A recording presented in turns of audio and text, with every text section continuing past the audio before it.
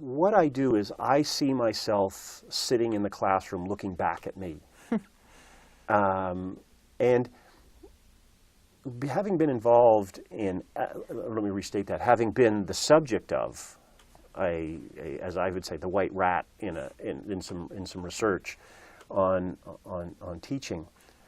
That is to say, we had someone doing their ed doc and came into our classes over a number of years, actually for about 2 years, and videotape us for short periods of time and then debrief us as to what we were thinking about. What we found out was that the more successful teachers are the people who have more channels open. They're running parallel thought processes, this reflection and action kind of thing that Donald Schoen and others have talked about. And so what I try to do is I try to not only think about what I'm saying, what the students are saying, and how that's working, but I also try to have another channel open as to monitor what I'm actually doing. Where am I going? Does this make sense? What are some of the things that I can do to keep the learning situation, kind of ramping up the learning experience? So the first thing is I sit out there and I look at myself.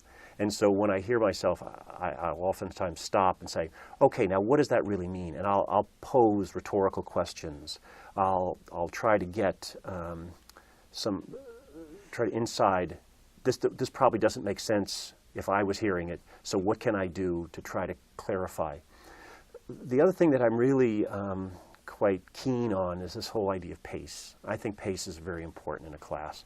A class of 45 minutes or an hour and a half or 3 hours, because I teach many classes that are 3 hours, these studio-based courses, and then some have they have a lecture component in them.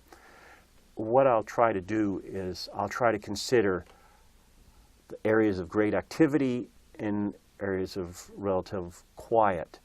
And I try to keep this pace going, because what we know from all the research is that there's times in which great learning happens, and that learning might be content-driven, facts, stuff about whatever it is that the subject is. And then there's times of understanding.